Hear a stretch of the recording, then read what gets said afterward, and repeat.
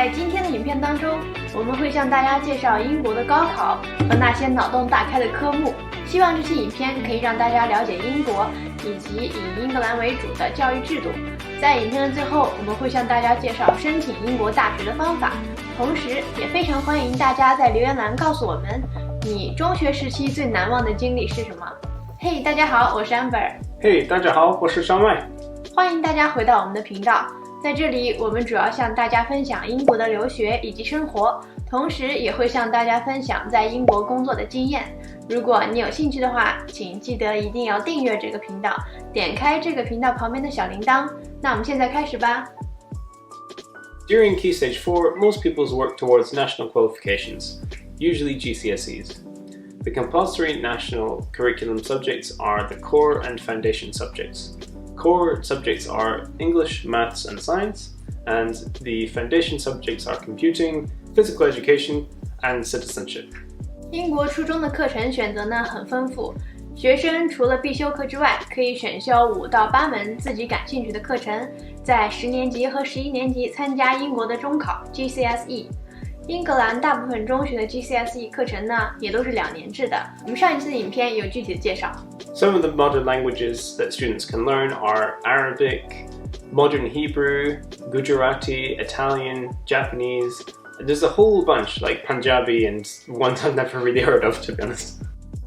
And there's even ancient languages like classical Greek, biblical Hebrew, and Latin. 曼岛语、旁遮普语，还有波斯语，这些真是听都没听说过。还有一些有趣的课程，像是 motorsport 赛车，还有戏剧，甚至还有原创写作，你可以选修。Schools must also offer at least one subject from each of these areas. Arts, design and technology, humanities, modern foreign languages, and on top of this, they must also provide religious education and sex education at Key Stage 4. 说了这么多有趣的课程之后，那么说一说 GCSE 的成绩到底有多重要呢？ GCSE 之后一般就是接着读高中，想要进入好的高中， GCSE 的成绩至少要6门达到 B 以上才可以。往往呢，为了申请你想要学的课程， GCSE 相对应的课要考到 A。 比如说你的高中想学物理，那么你中考的成绩那一科要到 A 才行。如果说你想要学经济，那么你的英语和数学就要达到 A。 总的来说，中考成绩考得越好，你的高中以及课程的选择范围就越大。另外呢，虽然申请大学时最看重的是高中成绩，但是 GCSE 的成绩也往往是被考虑的第2个硬指标。当然了， GCSE 的结束也就意味着义务教育阶段的结束。在17到18岁，英国的学生可以选择继续上高中考大学或者是毕业。有很多毕业生呢，就会直接去选择当学徒 Apprentice, 上专科学校、职业学校 college or academy. 或者呢是直接参加工作。英国的高中教育主要分为2种，有 A Level 和 IB。A Level 是英格兰的传统路线，分为 AS 高2和 A2 高32年课程。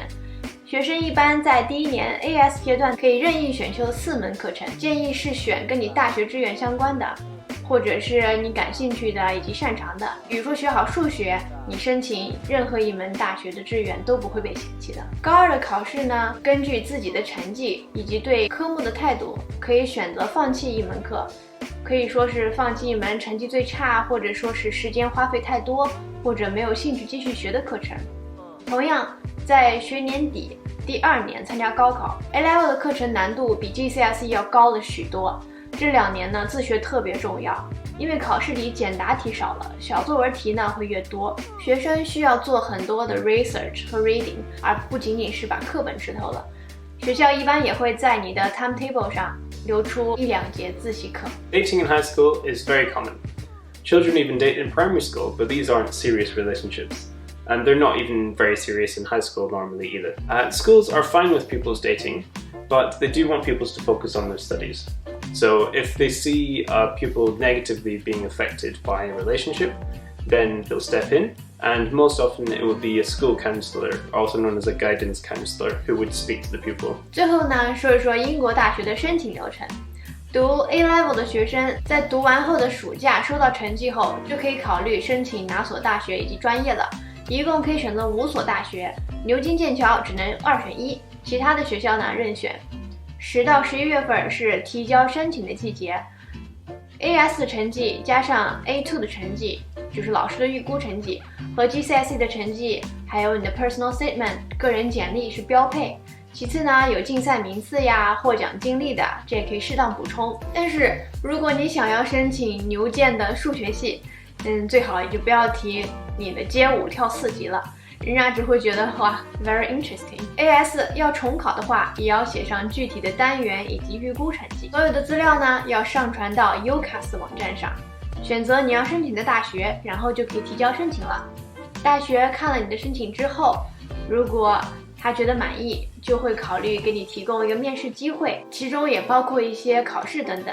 如果这些都过了，你就会拿到 offer， 但是大多数都是 conditional offer， 就是有条件的，比如说要求你最后1年 A2 要考什么成绩之类的。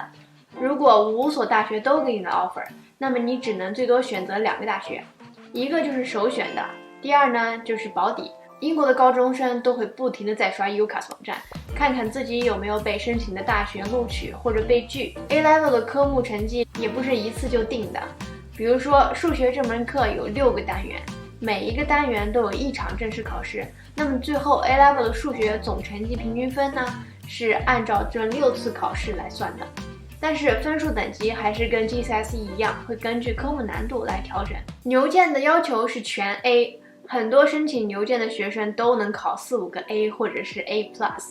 其他前5的大学呢，也基本要求都是至少要考到3个 B 和1个 A。A2 的成绩出来之后，你就基本能知道自己能不能上理想的学校了。希望大家看完这期影片之后，对英格兰学生们的学习生活有了更深的了解。If you like our videos, please give us a thumbs up and subscribe. It means a lot to us. Also, let us know in the comments about your experiences in school. Did you have a good time? What do you think about your school compared with the British school? Thanks very much, and see you next time. Bye. Bye bye.